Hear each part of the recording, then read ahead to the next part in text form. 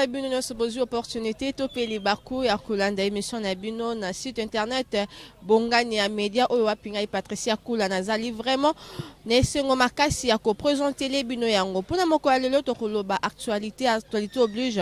L'actualité sur le dossier de Papa Simaro Masia Lutumba oyo atikaki biso depuis hier kuna na mboka ya France et puis particulièrement na ville ya Paris oyo place wapi akendaki vraiment kolandela mwa baswa nzambe ndenge asalaka na makambo na ye aye kobenda molimo ya papa na biso Masia Lutumba yango wana toza déjà na kati ya commune ya Lingwala epai wapi commune oyo vraiment emoni place wapi Papa Lutumba koli a passé carrière na ye mobimba tozali awa na kati ya commune ya Lingwala na lobaki tonto ke tozuzwa mwa interview ya bana Lingwala plus précisément ya bana Isange avenue wapi Papa Lutumba bandaki kovanda baromeka pe kolobela biso concernant disparition ya liwa ya Papa Lutumba Masia tolanda.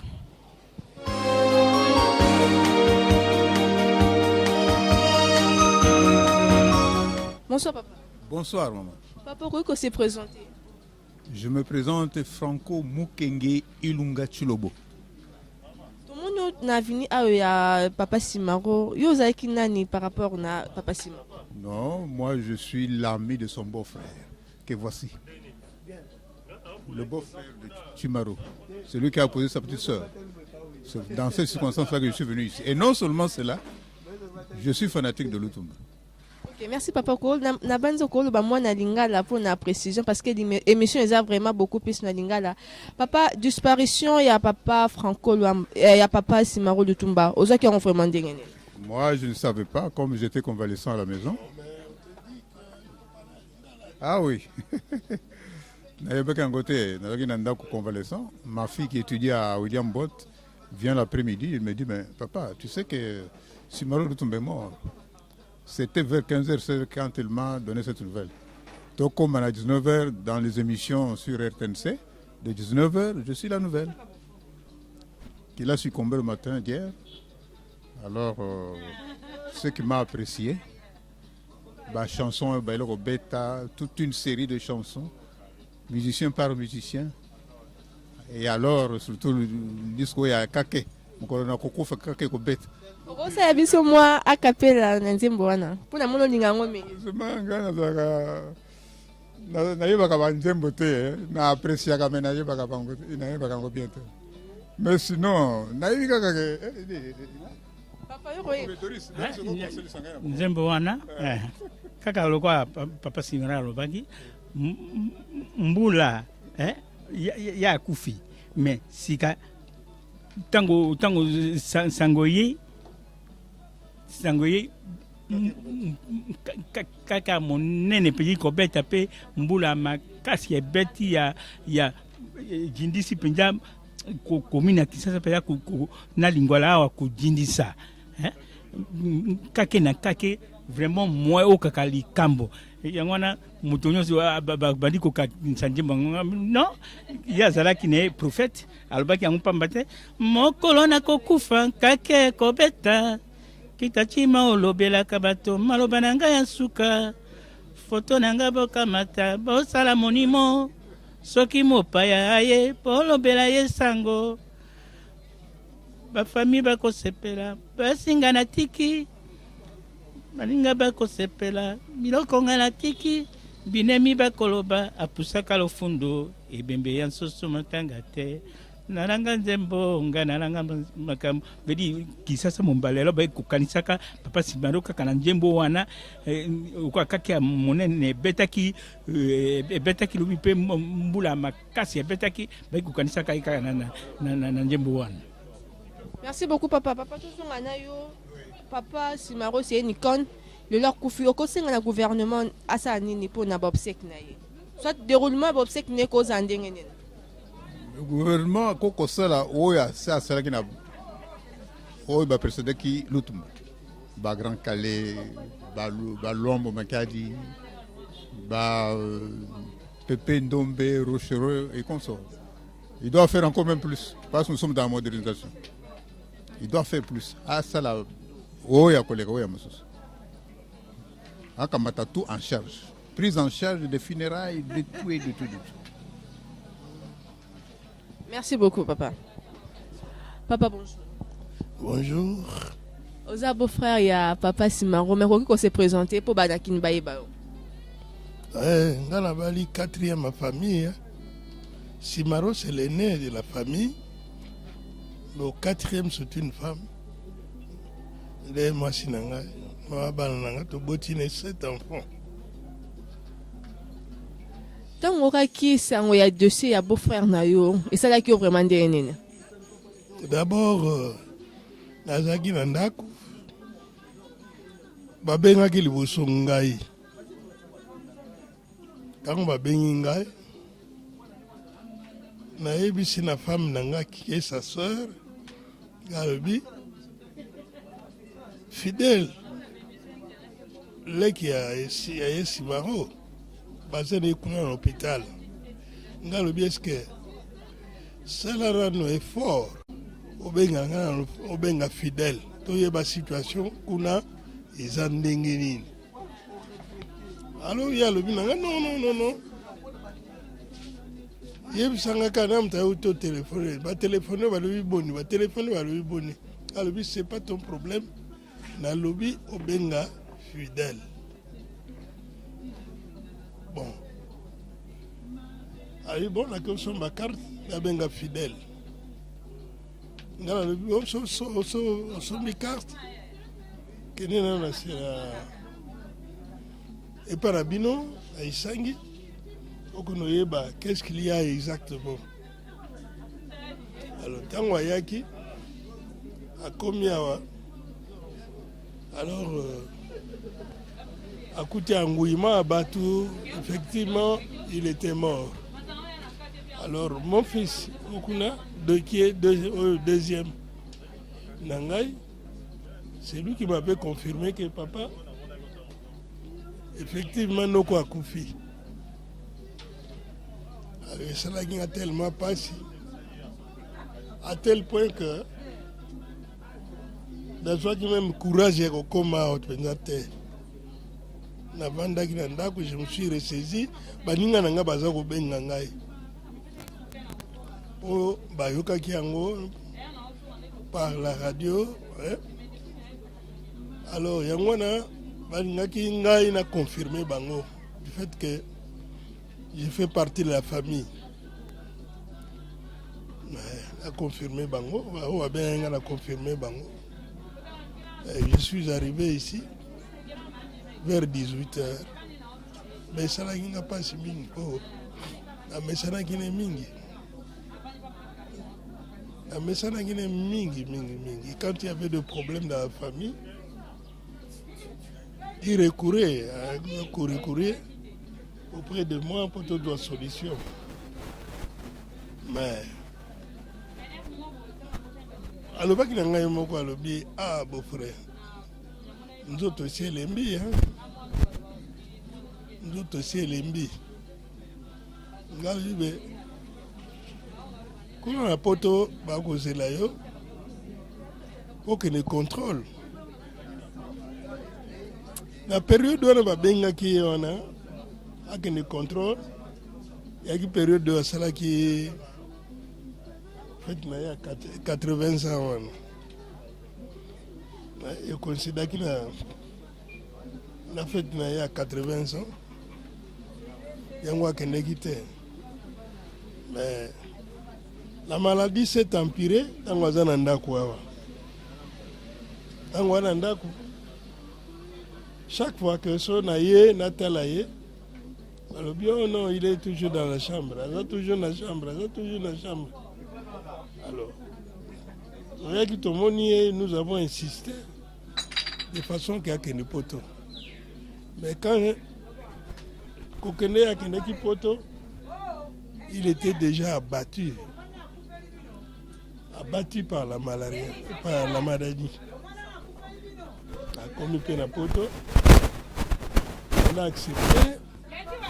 Au fil d'ailleurs, il a mis balai au grand frère Nakumbi Bissau, Jean-Claude, on a Simaro Bosso, Jean-Claude Totanaya, on a vendu qu'on a quitté au Vandi. Heureusement, à la polyclinique, moi, on a Paris. nde akendaki ayambi mais selon les informations tozwaki quelques jours seulement akotaki na coma akoti na coma asali 4 jours abimi. Bon, il était vraiment l'état moko malamu te akoloba lisu te. Mais eloko moko ce qui nous a réconforté quand bayebisi biso qui commençait à manger biso lobia pourquoi bani kolia awa malamu mais toyokoyoka lisusu te akoti na coma et comment on est akotaki yango moto emporté vraiment ça n'a pas assimilé. Mais c'est la loi de la nature. Hein.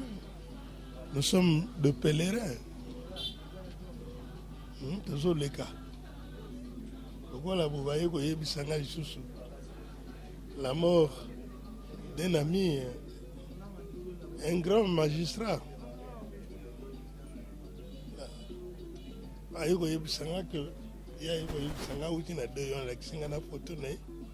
Alors que nous avons travaillé ensemble avec l'auditeur Makelele Loyo, à Mabélé.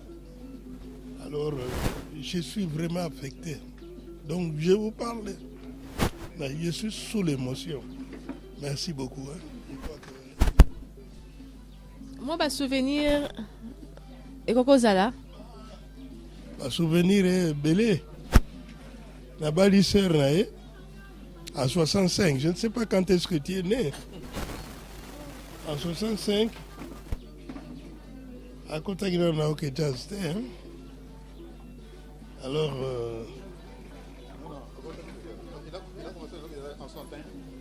à la 61. Alors, les Rona, Azaïka musicien, boy. On l'appelait compositeur rare. Il est devenu célèbre à partir de 1970. La souvenir, quand nous avions des problèmes, c'était un grand conseiller. Je me limite là. Merci beaucoup, papa. Courage. Fais mes condoléances. Ndie kaka na lobaki ke toi déjà na veni sange avenue api papa Lutumba abandaki kovanda. Tozo ba réaction ya bana quartier ndambu barolobela concernant disparition ya papa Simaro Lutumba, mais il faut koyeba que jusque là l'autre a dimanche musicien moko te to moni wana ba famille bazaro mekama kolobaki to moni musicien moko te ba monaki kaka présence ya beaucoup plus honorable Zakari baba sora ya kilobi na tongo amekaki moi comme ça, la reportage, qui peut écouter na Premier ministre Bruno Tshibala, selon Bango Balobike, Bango Wana, ya moi cop na Bango, ya bolinga mo benda mbongo, to éviter réaction ya bana quartier kozani ni, naza ko profiter, naza ko pousser na déjà pembeni ya mon quartier moko akoloba vraiment réaction na ye. Bonjour papa. Bonjour maman. Papa Bonneru ko se présenter. Mais oui, nga nazali parmi bana quartier bazana Isange. Tout le monde a ravié, mingi, tout le monde a ravié, mais tout ça au moi, même à ta, au baba personne en danger, à chaque Congo, on a pour Macambo Italie, si on a eu problème, tout le monde a été. Bon, tout cas, moi, je Mickey, oh, tu es bango, via ça, bango bazala, mais baza koyate, tout cas, moi, si même manda chance, bâtir là qui est trophée, bâtir les possibilités à Rosimba, bana, ok, mais aza koyate, bon. Alors, mon colonie, puisque tout le monde matin, ça fait déjà 2 jours en auto kende, le but commence au 3e jour. Alors, tout cas, moi, pourquoi pas soir où il y a été un problème navier, au via le baki, il y a un salami. Est-ce que ça bon côté? Papa, mais quand on a dit besoin qui s'engouana ndengeni, il y a liwa ya papa Lutumba. Non, besoin qui s'engouana, et ça qui mutina mutaji sangona batana yi. Non biso ba linga toja qui sango, ça qui vers 23h0r. Via Kei, via Zate, via Zali, via Kemen, tu confirmes que tu as un bêta, tu confirmes que non via Azate. Maloba, oh, baki a kake, et puis salami, il y a un autre monde qui est via Zate. Moi, le bêti pendant 2 jours, il y a le baki yango et salami. Le souvenir, on est madame Bogardé pour n'a pas Lutumba. Oui, biso, tu gardes un souvenir belé, ma maman, ma jeune, ma papa, Je pense que ce n'est pas papa qui va souffrir de garder. Pour la biso, tu es que vieux, à sa poète, vieux à sala bateau belé, vieux à bimisa bateau belé, vieux à pesa bacham sous na bawinge, mais il y a yemba yangote. Ils ont pas circé, ils ont pas bon yango, ba récompenser vieux te. Ils ont pas souvenir ouan qui non, bana maison mère, bana BCBG. Baya, to vanda, même bana quartier latin. Banoko ya wat. Parce que vieux azate, bako ya te pour vieux azate. Ils ont normal te. Message nous reçoit dans le gouvernement, qu'on lance vraiment le gouvernement concernant l'obsèque qui a papa Lutumba ndenge kozala. Il faut que papa Lutumba pas aki connaît, aki moi mutumoro mutumakasi ya munene mingi na musique ya Congo. Mais oui, isaka ngana ko lobate bango mo basike basa bayebi, biso ya bana otana kata liboke, bango basa misika nde bayebi que vie ata fort ou bien ata forte. Ba to vendre na bango to partager mawa o vie atike biso to ensemble na bango c'est tout hein. Minga le bezate puisque après Franco s'est fait le Tumba yo e bien ngo hein d'autres lui maintenant o est la plus que vieux beaucoup comprendre pour vieux pas noé ah vieux beaucoup la noé ah ayebi makambe belé o viatike o yo vieux le Tumba tike lié yango c'est un peu ça alors bon pour na papa Zakayo honorable yende azali na biso ensemble asa ba démarche bana ba démarche lobby tout ce que les 48 heures pour résoudre des biso na ligne voilà rien que yé hein na honorable Serge Kayembe bon batara culture ba neni ni via kei ba neni bako au ça pour matanga ezala toujours bien c'est un peu ça alors. Merci beaucoup papa. Ah, mais oui. Moi botsman ko landa beaucoup plus ya réaction ya bana venir ya Isangi avenue puis papa Lutumba bandaki ma kovanda basengi désordre ezati na matanga basengi désordre ezati na matanga basengi que déroulement ya babseki ya papa Lutumba elekana kitoko makasi.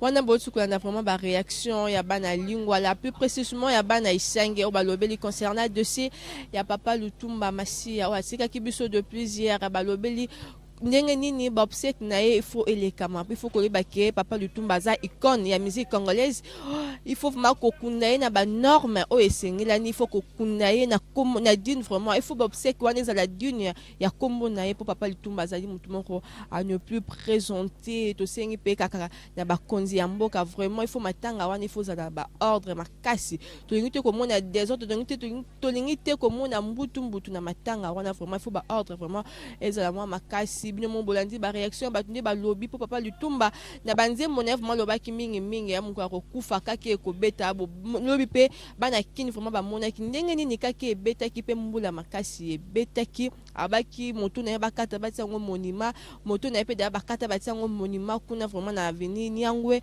na 24. Merci na bino batino se bozu opportunité to libaku ya kolande besoin na biso ya mokona lelo soki besoin de publicité besoin de remarque besoin vraiment makambo ebeli le numéro est affiché ngai Patricia Kula nazali wana na ko répondre na bapel na bino pourquoi pas na ba message na bino un grand merci na bino so besoin opportunité ya kolanda émission ya lelo merci na bato wa basinga ki ngai bazaki vraiment mingi na sima ya caméra wana moni wapi Denis Mwakanzala pe grâce Nzongani pourquoi pas na ye moko Dimitri Bongani vraiment après Kibisope mais forte na comme na suka merci na bino merci vraiment na bino ba tu belé là on tanga nga ba kombote na tanga nga ba kombote mais bon continuer ko s'abonner na site internet Bongani Media bo s'abonner vraiment nga Patricia Kuna zali wana repesa bino ba bilenge car ane to pesa ka bo remesa na ngai po bo asuna swate bo remesa na ngai to kutani bongo na prochain numéro au revoir.